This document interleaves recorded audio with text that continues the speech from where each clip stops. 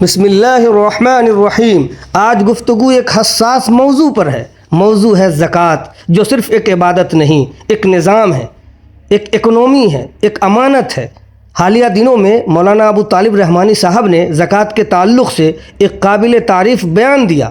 انہوں نے لینے والے کے طریقے پر کچھ سوال اٹھائے اور یہ سوال واقعی سوچنے کے قابل ہے، مگر آج ہمیں پورا منظر دیکھنا ہے۔ دینے والے بھی، صرف لینے والے نہیں، پورا نظام بھی، اور صرف افراد نہیں۔ زکوٰۃ کیا ہے؟ زکوٰۃ محض صدقہ نہیں، یہ اسلام کی معاشیت کی ریڑھ کی ہڈی ہے۔ یہ وہ نظام ہے جو دولت کو گردش میں رکھتا ہے، اوپر سے نیچے لاتا ہے اور نیچے والے کو اوپر اٹھاتا ہے۔ قرآن نے زکوٰۃ کے مصارف واضح کیے ہیں: مسکین، فقیر، مقروض، فی سبیل اللہ وغیرہ۔ یہ نظام اگر صحیح چلے تو غربت مستقل نہیں رہ سکتی۔ ایک حساب، ایک سوال، آئیے ایک سادہ حساب دیکھتے ہیں۔ اگر ہندوستان میں تقریباً 20 کروڑ مسلمان ہیں اور ان میں سے صرف 1 کروڑ مسلمان بھی سالانہ 1 لاکھ روپے زکوٰۃ نکالیں تو کتنی رقم بنتی ہے؟ 1 لاکھ کروڑ روپے۔ سوال یہ ہے کہ اتنی بڑی رقم کے باوجود غربت کیوں بڑھ رہی ہے؟ 5 سال میں معاشی حالات کیوں کمزور ہوئے؟ کیا واقعی زکوٰۃ پوری اور صحیح ادا ہو رہی ہے؟ کیا صحیح مستحق تک پہنچ رہی ہے، یا کہیں نہ کہیں نظام میں کچا پن ہے؟ مسئلہ صرف لینے والے کا نہیں۔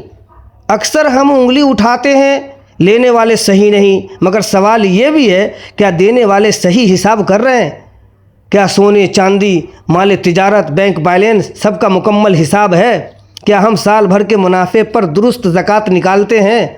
اگر سونا بھی کھوٹا ہو اور سونار بھی کھوٹا ہو تو زیور کی چمک کیسے باقی رہے گی؟ یہ کہنا کہ سارے لینے والے بے ایمان ہیں، یہ ناانصافی کے مترادف ہے، مگر یہ کہنا کہ سسٹم مکمل درست ہے، یہ بھی حقیقت سے آنکھ چرانے کے برابر ہے۔ ایک واقعہ غور طلب ہے۔ مولانا ابو طالب رحمانی نے عبدالعزیز رحمۃ اللہ علیہ کا ایک واقعہ پیش کیا۔ انہوں نے زکوٰۃ تقسیم کرنی چاہی، مستحق تلاش کیے، ہر لائن میں گئے کہ کہیں کہا گیا یہاں مسئلہ حل ہے، وہاں بھی ضرورت پوری ہے، یہاں تک کہ غیر مسلم کو بھی دیا گیا، مگر پھر بھی رقم بچ گئی۔ اور آخر کار انہوں نے پرندوں کے لیے دانہ خرید لیا کہ کوئی پرندہ بھوکا نہ مرے۔ یہ واقعہ جھوٹ نہیں ہے، یہ سچ ہے۔ یہ اس بات کی علامت ہے کہ کہیں نہ کہیں ہماری ترجیحات، ہماری تقسیم، ہماری شناخت میں کمزوری ہے۔ زکوٰۃ صرف کھانے کے لیے نہیں، زکوٰۃ صرف راشن دینے کا نام نہیں، یہ معاشیت کھڑی کرنے کا ذریعہ ہے۔ اگر کسی نوجوان کو روزگار کا ذریعہ دے دیا جائے، اگر کسی بیوہ کو چھوٹا کاروبار کھڑا کر دیا جائے، اگر کسی طالب علم کی تعلیم مکمل کرا دی جائے تو وہ ہمیشہ لینے والا نہیں رہے گا، وہ دینے والا بن جائے گا۔ اصل کامیابی یہی ہے کہ مستحق کو مستقل محتاج نہ رکھا جائے، اسے خود کفیل بنا دو۔ اصل کچا پن کہاں ہے؟ کچا پن 3 جگہ ہو سکتا ہے۔ سب سے پہلا نیت میں، کیا ہم واقعی اللہ کے حکم سے زکوٰۃ دیتے ہیں یا سماجی دباؤ سے؟ حساب میں کیا مکمل اور درست حساب ہے، یا اندازہ لگا کر؟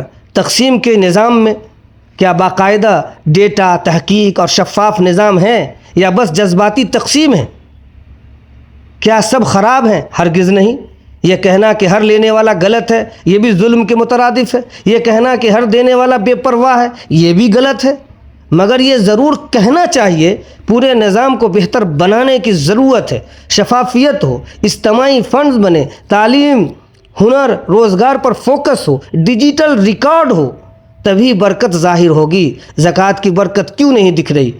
جب عبادت رسم بن جائے اور نظام غیر منظم ہو تو اثر کمزور ہو جاتا ہے۔ زکوٰۃ کی برکت صرف رقم میں نہیں، انصاف میں ہے، امانت میں ہے، نظام میں ہے۔